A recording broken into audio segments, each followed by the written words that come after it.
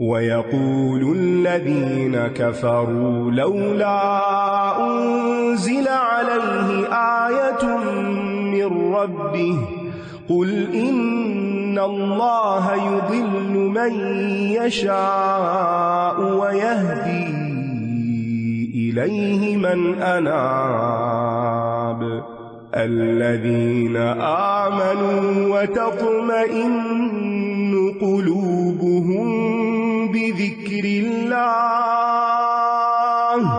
أَلَا بِذِكْرِ اللَّهِ تَطْمَئِنُّ الْقُلُوبُ الَّذِينَ آمَنُوا وَعَمِلُوا الصَّالِحَاتِ طُوبَى لَهُمْ وَحُسْنُ مَآبٍ كَذَلِكَ أَرْسَلْنَاكَ فِي أُمَّةٍ قَدْ خَلَتْ مِن قَبْلِهَا أُمَمٌ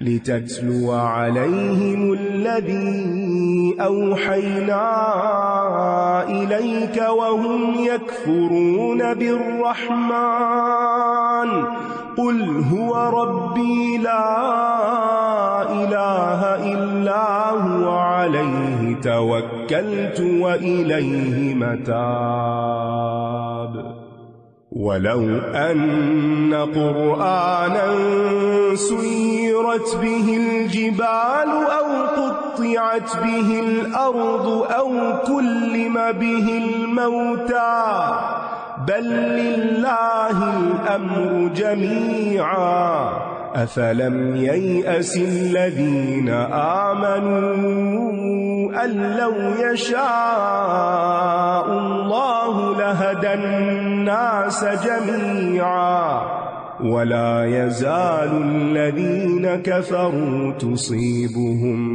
بِمَا صَنَعُوا قَارِعَةٌ أَوْ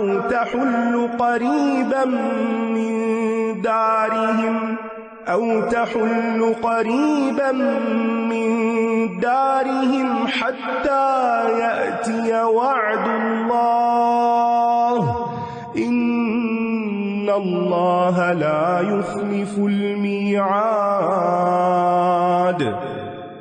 اور وہ لوگ جنہوں نے کفر اختیار کیا کہتے ہیں اس پر اس کے رب کی طرف سے کوئی نشانی کیوں نہیں اتاری گئی؟ کہہ دیجئے اللہ جسے چاہتا ہے گمراہ کرتا ہے اور جو اس کی طرف رجوع کرے اسے اپنی طرف ہدایت دے دیتا ہے۔ جو اس کی طرف رجوع کرے، پلٹ کر آئے، جو اس سے ہدایت مانگے، جو اس کے ساتھ تعلق قائم کرے، جو اس کا بننا چاہے۔ جسے ہدایت حاصل کرنی ہوتی ہے نا، وہ مطالبے نہیں کرتا کہ کوئی نشانی نظر آئے، مجھے کوئی خواب نظر آئے، مجھے کوئی ان یوزول واقعہ نظر آئے تو پھر میں نماز شروع کر دوں گی۔ جو طلب رکھتا ہے اللہ اس کو نشانیاں بھی دکھا دیتا ہے۔ وہ لوگ جو ایمان لائے اور ان کے دل اللہ کے ذکر سے اطمینان پاتے ہیں، یہ ان کے لیے سب سے بڑی نشانی ہے۔ خبردار، اللہ کے ذکر سے ہی دل اطمینان پاتے ہیں۔ ذکر کا ایک معنی نصیحت بھی ہے اور یاد کرنا بھی ہے، یعنی یاد الہی۔ تو مومنوں کے دل صرف وحی سے ملنے والی نصیحتوں سے ہی تسلی پاتے ہیں۔ جب اللہ کی بات ان کو پتہ چلتی ہے نا تو ان کا دل سکون میں آ جاتا ہے، اللہ کا فیصلہ ہے، میں اس پہ راضی۔ لہذا وہ مشکلات میں بھی مطمئن ہوتے ہیں، راہ حق کی پریشانیوں پر بھی مطمئن ہوتے ہیں۔ اللہ کی مشیت سے، تقدیر سے کوئی مصیبت آ جائے تو اس پہ بھی راضی ہوتے ہیں اور اسے ابتلا یا آزمائش سمجھ کر صبر کرتے ہیں، کیونکہ ان کا اللہ پہ ٹرسٹ ہے نا۔ اور جب آپ کا کسی پہ ٹرسٹ ہوتا ہے نا تو آپ سوچتے ہیں یہ مجھے دھوکہ نہیں دے گا، یہ مجھے تنہا چھوڑے گا نہیں، اس سے مجھے کوئی نقصان نہیں ہونے والا، تو پھر آپ بے فکر ہو جاتے ہیں۔ مثلاً اگر آپ کسی ڈرائیور کے ساتھ گاڑی میں بیٹھے ہیں اور آپ کو یہ ٹرسٹ ہو کہ یہ صحیح چلاتا ہے گاڑی، تو آپ ریلیکس ہو کے حتیٰ کہ سو بھی جائیں گے۔ اور اگر آپ کو تھوڑا سا بھی ڈاؤٹ ہو کہ ڈنڈی مارتا ہے ڈرائیونگ میں، تو پھر کیا ہوتا ہے؟ آپ ڈرائیور بن کے بیٹھ جاتے ہیں، ساتھ ساتھ آپ اسٹیئرنگ گھما رہے ہوتے ہیں اور ساتھ ساتھ بریکس لگا رہے ہوتے ہیں۔ آپ سمجھتے ہیں اب چیزیں میرے ہاتھ میں ہے نا، حالانکہ ہمارے ہاتھ میں کہاں ہوتی ہے، وہ تو ڈرائیور ہی کے ہاتھ میں ہے نا۔ اسی طرح جس بندے کا اللہ پہ اعتماد ہوتا ہے نا، وہ ریلیکس ہو جاتا ہے، وہ سو جاتا ہے، اس کو نیند کی گولیاں نہیں کھانی پڑتی۔ وَفَوِّضْ أَمْرِي إِلَى اللَّهِ، میں نے اپنے سارے معاملے اللہ کے حوالے کر دیے، وہ ٹیک کیئر کرے گا، اور وہ کرتا ہے، یقین رکھے وہ کرتا ہے۔ تو اس لیے اللہ کا جو ذکر ہے، نصیحت ہے، اللہ کے وعدے جو ہیں ان پر یقین، اعتماد، پھر دعا بھی ذکر ہے، دعا کرتا ہے تو انسان اپنے غم بھول جاتا ہے، نماز ذکر ہے. یعنی آپ دیکھ لیجئے، آپ پہ کوئی پریشانی آئی، تکلیف آئی، دکھ آیا، اور اتنے میں نماز کا وقت آ گیا، آپ نے وضو کیا، نماز پڑھی، اور اس کیفیت کو اب آپ کمپیریزن کر لیں نماز سے پہلے اور نماز کے بعد کی، بڑا فرق ہوگا، کیونکہ اللہ کے ذکر سے آپ کو اطمینان ہو گئے.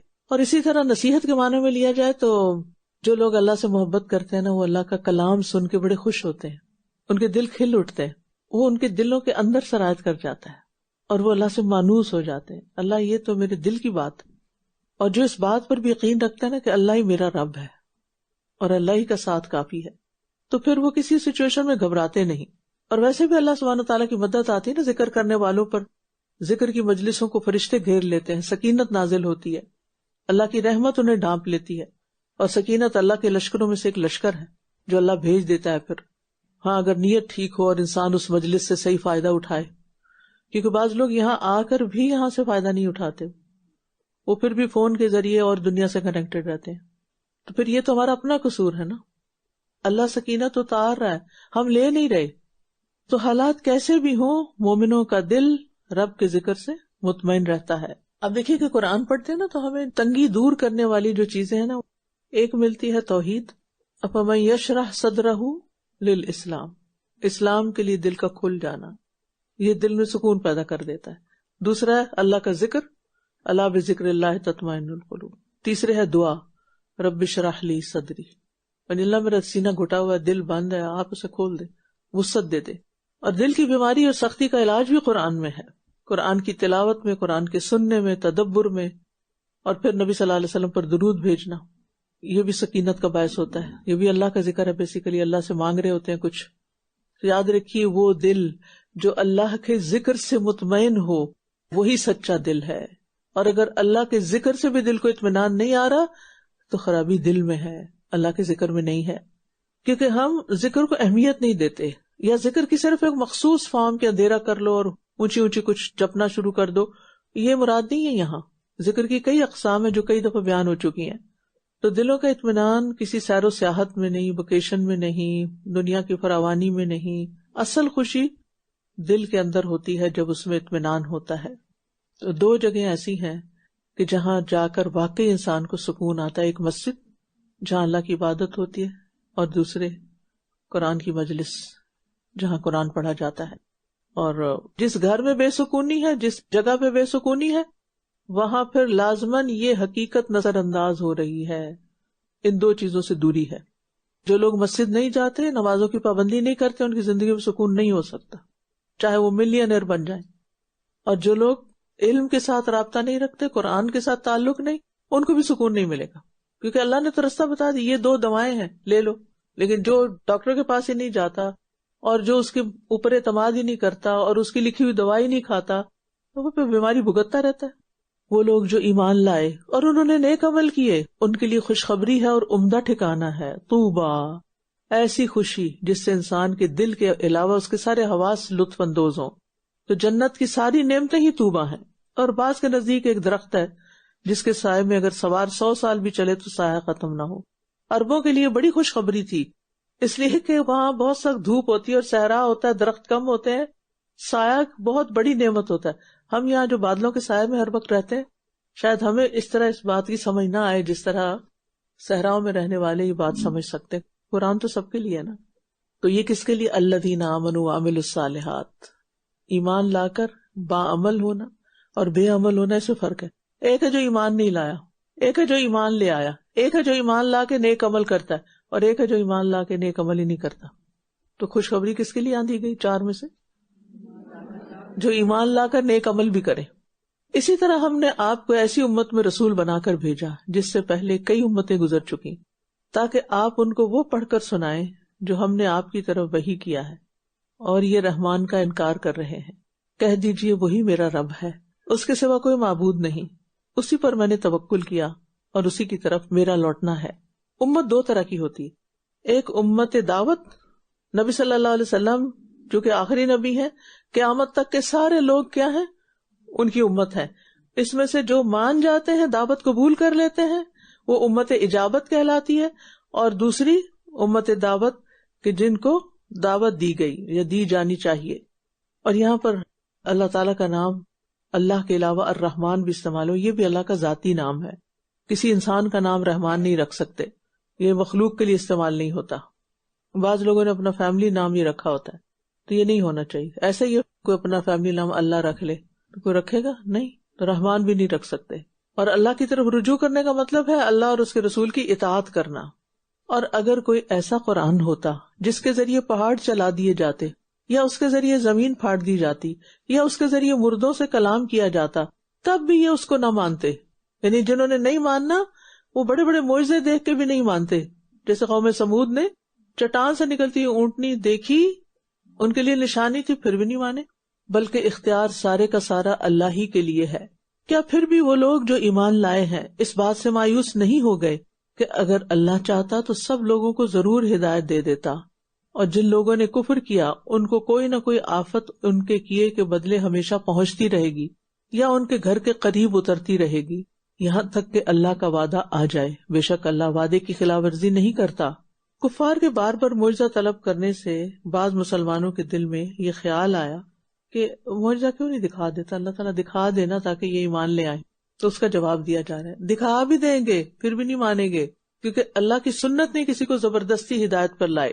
پھر معجزہ دیکھ کے اگر کوئی نہیں مانتا تو سخت سزا ہو جاتی اور بھی بڑی ہو جاتی ہے. تو قرآن کے ذریعے اللہ پہاڑوں کو چلا سکتے ہیں لیکن نہیں چلاتے. یہ تو دل جو پتھر ہو جاتے ہیں نا، اور دلوں کی سختی، ان دلوں کو چلانے کے لیے آیا، اس روح کو سیراب کرنے کے لیے آیا.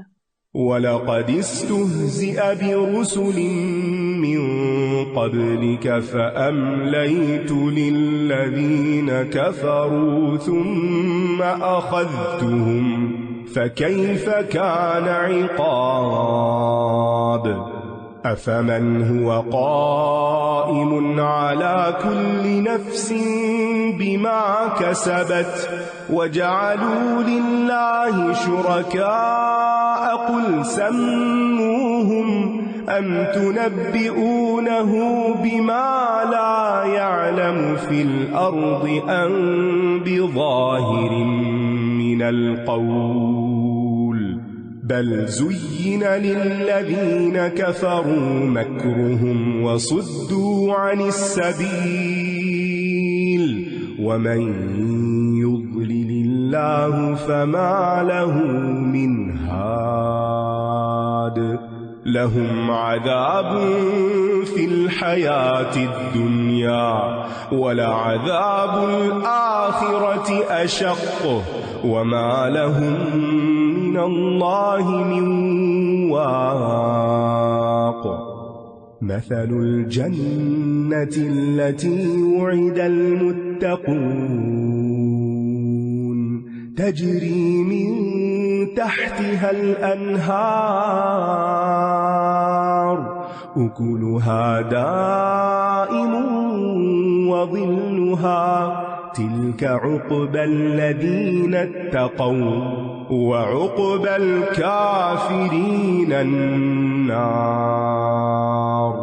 والذين آتيناهم الكتاب يفرحون بما أنزل إليك ومن الأحزاب من ينكر بعضه قل إنما أمرت أن أعبد الله ولا أشرك به إليه أدعو وإليه مآب.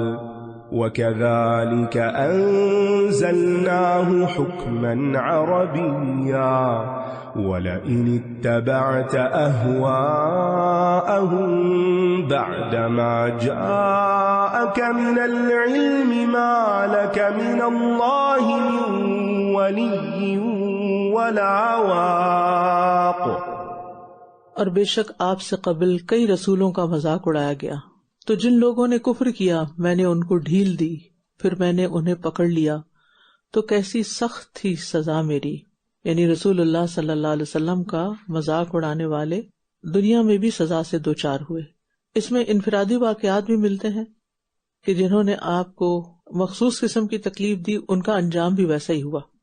اور اس میں کافی تفصیلات ہیں کہ کس طرح جبریل علیہ السلام نے انڈیویجول سے بدلہ لیا، انتقام لیا ان کو مختلف طرح کے مسائل میں ڈال کر. اور جنگ بدر میں تو آپ دیکھتے ہی ہیں کہ پھر ان لوگوں کو کس عذاب کا سامنا کرنا پڑا. تو بات یہ ہے کہ اگر کوئی بھی شخص آپ کے ایمان کی وجہ سے، دین کی وجہ سے، آپ کے دین پر استقامت کی وجہ سے آپ کا مذاق اڑائے، غم نہ کریں، بس انتظار کریں، اللہ تعالیٰ خود اس کو نبٹ لے گا. اور پھر یہ دعا بہت کافی، اللہم اکفنیہم بما شئت، اللہ آپ جس طرح چاہیں میری طرف سے ان کو کافی ہو جائیں، میں ان سے نہیں نبٹ سکتی. اللہ ان کو ہدایت دے دے. اور یہ یاد رکھیں کہ جو سنسیئر ہوتا ہے اللہ کی عبادت کرنے میں، لوگوں کو دین کی طرف بلانے میں، وہ اللہ کی نگاہ میں ہوتا ہے، اللہ اس کی حفاظت کرتا ہے. وہ اللہ کے ولی ہوتے، اللہ کے دوست ہوتے، جو اندر سے سچے لوگ ہوتے، مخلص ہوتے اور بے غرض ہو کر لوگوں کی بھلائی کا کام کرتے. لوگ پھر بھی ان کا مذاق اڑاتے، جیسے انبیاء ہیں یا ان کے پیروکار ہیں، تو پھر ان کو ایسے انجام تک پہنچانا اللہ کا کام ہے. کیا بھلا وہ جو ہر شخص پر اس کا نگران ہے جو اس نے کمائی کی، کوئی دوسرا اس کے برابر ہو سکتا ہے؟ اور پھر انہوں نے اللہ کے لیے کچھ شریک بنا رکھے ہیں. کہہ دیجئے تم ان کے نام لو، یا تم اسے اس چیز کی خبر دے رہے ہو جسے وہ زمین میں نہیں جانتا، یا ظاہری بات کرتے ہو، بلکہ ان لوگوں کے لیے جنہوں نے کفر کیا ان کا فریب خوشنما بنا دیا گیا ہے اور یہ سیدھے رستے سے روک دیے گئے ہیں. اور جسے اللہ گمراہ کر دے تو اسے کوئی ہدایت دینے والا نہیں. یہ جو شریک ہے نا، تو شریکوں سے مراد جو انہوں نے خود ہی نام ان کے دے رکھے ہیں اور کسی کو کسی خوبی کے ساتھ متصف کر رکھا ہے، حالانکہ یہ صرف ایک فریب ہے، یعنی یہ ان کے اپنے ہی خیالات ہیں. اور دیکھیے کہ جو لوگ کفر کرتے ہیں ان کا فریب خوشنما بنا دیا گیا، جس دھوکے کا شکار ہے وہ اس میں بھی مست ہے، اور اللہ نے ان کو سیدھے رستے سے روک دیا ہے. جس کے سامنے ہدایت کی نشانیاں کھلی ہوں اور وہ سمجھ بھی آ رہی ہوں، پھر وہ انہیں ایکسپٹ نہ کرے. ان کے لیے دنیا کی زندگی میں ایک عذاب ہے، اور یقیناً آخرت کا عذاب تو کہیں زیادہ سخت ہے، اور انہیں اللہ سے بچانے والا کوئی نہیں. اس جنت کی صفت جس کا متقی لوگوں سے وعدہ کیا گیا ہے یہ ہے کہ اس کے نیچے نہریں بہتی ہیں، اس کے پھل دائمی ہیں، موسمی نہیں، دائمی، ہمیشہ ملیں گے، فریش ملیں گے، آرگینک، اور اس کا سایہ بھی. یہ ان لوگوں کا انجام ہے جنہوں نے تقوی اختیار کیا، اللہ سے ڈرے، اور کافروں کا انجام آگ ہے. اگر جنت کے کسی بھی پھل کا ایک خوشہ بھی دنیا میں اتار دیا جائے تو رہتی دنیا تک سب لوگ کھائیں اور وہ ختم نہ ہو، اتنا دائمی ہے، وہ ختم ہونا ہی نہیں. اور وہ لوگ جنہیں ہم نے کتاب دی ہے وہ اس پر خوش ہوتے ہیں جو آپ کی طرف اتارا گیا ہے، اور کچھ گروہ ایسے ہیں جو اس کے بعض حصے کا انکار کرتے ہیں. کہہ دیجئے مجھے تو یہی حکم دیا گیا ہے کہ میں اللہ ہی کی عبادت کروں اور اس کے ساتھ کسی کو شریک نہ ٹھہراؤں، اسی کی طرف میں بلا رہا ہوں اور اسی کی طرف میرا لوٹنا ہے.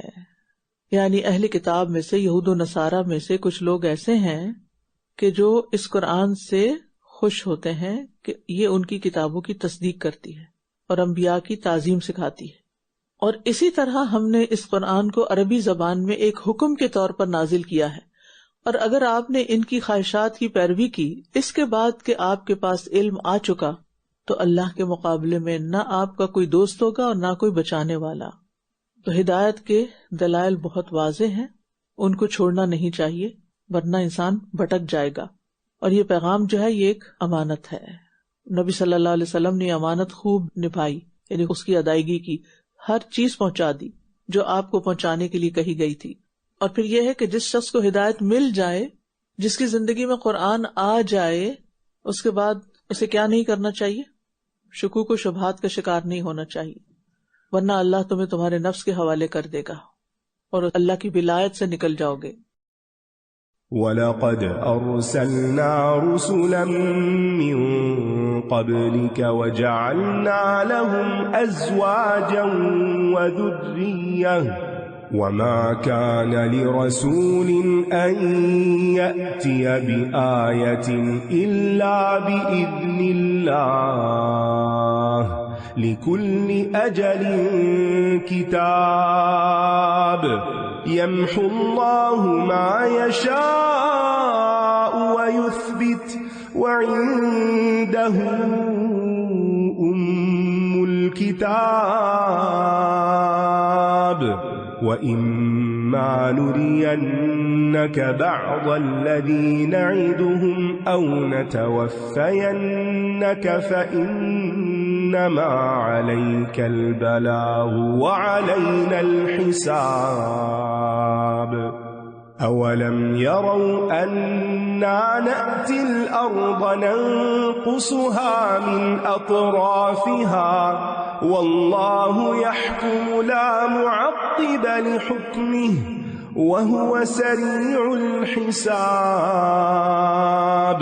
وقد مكر الذين من قبلهم فلله المكر جميعا يعلم ما تكسب كل نفس وسيعلم الكفار لمن عقبى الدار ويقول الذين كفروا لست مرسلا قل كفى بالله شهيدا بيني وبينكم ومن عنده علم الكتاب. اور یقیناً آپ سے پہلے بھی ہم نے کئی رسولوں کو بھیجا اور ہم نے ان کے لیے بیویاں اور اولاد بنائی، اور کسی رسول کے لیے یہ ممکن نہ تھا کہ وہ اللہ کے اذن کے بغیر کوئی نشانی لاتا. ہر وقت کے لیے ایک کتاب ہے. اللہ جو چاہتا ہے مٹا دیتا ہے اور جو چاہتا ہے قائم رکھتا ہے، اور اسی کے پاس اصل کتاب ہے. یعنی تقدیر کی دو قسمیں ہیں، ایک جس میں کوئی تبدیلی نہیں ہوتی، اس کو قضاء مبرم کہتے ہیں. ٹھیک ہے، اسی کے بارے میں نبی صلی اللہ علیہ وسلم نے فرمایا جف القلم بما انطلق، تم جس چیز یا حال کو ملنے والے ہو اس کے ساتھ قلم خشک ہو چکا ہے. اور ایک تقدیر وہ ہے جس میں تبدیلی ہوتی ہے، اسے تقدیر معلق کہتے ہیں، اور وہ بھی اللہ کے علم ہے. بعض صحابہ اپنی تقدیر بدل دینے کی دعا مانگا کرتے تھے، اللہ اگر تو نے مجھے بدبخت لکھا ہے تو بدل کر مجھے خوشبخت کر دے. اور دعا تقدیر کو بدل دیتی ہے. کون سی تقدیر کو؟ تقدیر معلق کو. اور تقدیر میں لکھے گئے عمر سے زیادہ عمر بڑھانے کا شوق ہو تو صلہ رحمی کرے. نبی صلی اللہ علیہ وسلم نے فرمایا جسے پسند ہے کہ اس کی روزی میں فراخی ہو اور اس کی عمر دراز کی جائے تو وہ صلہ رحمی کیا کرے، رشتہ داروں سے اچھا سلوک کیا کرے. اور صلہ رحمی کیا ہوتی ہے؟ وہ اچھا نہ بھی کرے تو آپ نے اچھا کرنا ہے. اور اللہ نے جو کچھ آپ کے لیے تقسیم کر دیا نا کہ یہ اس کو ملے، اس پر راضی رہیں، چاہے وہ آپ کی شکل و صورت ہے، چاہے وہ آپ کا رزق ہے، آپ کا گھر ہے، آپ کا شوہر ہے، آپ کے رشتہ دار ہیں. جہاں اللہ نے پیدا کرنا تھا وہیں کر دیا. اب آپ چینج نہیں کر سکتے. ماں باپ کو کوئی تبدیل نہیں کر سکتا، اولاد کوئی تبدیل نہیں کر سکتا. یہ تقدیر مبرم ہے، بدل نہیں سکتی، لیکن آپ کے حالات بدل سکتے ہیں. نقطہ کیا بتایا تھا میں نے؟ تبدیلی کہاں کریں؟ اپنے اندر کریں. اور اگر ہم آپ کو اس چیز کا کچھ حصہ دکھا دیں جس کا ہم ان سے وعدہ کرتے ہیں، یا ہم اس سے پہلے آپ کو فوت کر لیں، تو بے شک آپ کے ذمہ صرف پہنچا دینا ہے اور ہمارے ذمہ حساب لینا ہے. نبی صلی اللہ علیہ وسلم کو تسلی دی جا رہی ہے کہ اگر آپ نے اپنی ذمہ داری پوری کر دی ہے اور کوئی بات نہیں مانتا تو اللہ اس سے پوچھے گا. اور دنیا میں اللہ آپ کے دشمنوں کو ذلیل و رسوا کرے، یا ہو سکتا ہے کہ آپ کی وفات کے بعد کرے، یا پھر ہدایت بھی ہو سکتی ہے. یہ اللہ کے فیصلے. کیا انہوں نے دیکھا نہیں کہ ہم زمین کو اس کے کناروں سے گھٹاتے چلے آ رہے ہیں اور اللہ فیصلہ فرماتا ہے، کوئی اس کے فیصلے میں رد و بدل کرنے والا نہیں، اور وہ جلد حساب لینے والا ہے. یہاں زمین کم کرنے سے مراد اسلام کا پھیلنا اور کفر کی سرزمین تنگ ہونا ہے. اور بعض علماء یہ کہتے ہیں کہ ہوا موت العلماء، یعنی علماء کی وفات سے زمین کا حلقہ تنگ ہو جاتا ہے. یعنی لوگوں کے لیے کوئی ان کے مسائل حل کرنے والا نہیں ہوتا، جواب دینے والا نہیں ہوتا، تو ان کے لیے مشکلات بڑھ جاتی ہیں. اور ان سے پہلے لوگوں نے بھی چالیں چلی تھی، مگر ساری تدبیریں تو اللہ ہی کے لیے ہیں. ہر شخص جانتا ہے جو کمائی وہ کر رہا ہے، اور کفار جلد جان لیں گے کہ گھر کا اچھا انجام کس کے لیے ہے. اور جن لوگوں نے کفر کیا وہ کہتے ہیں کہ آپ رسول نہیں ہیں. کہہ دیجئے میرے اور تمہارے درمیان اللہ کا گواہ ہونا کافی ہے، اور وہ شخص بھی جس کے پاس کتاب کا علم ہے. تو جب اللہ ہی نبی کی نبوت پر گواہ ہے تو پھر کسی کے جھٹلانے سے کیا فرق پڑتا ہے؟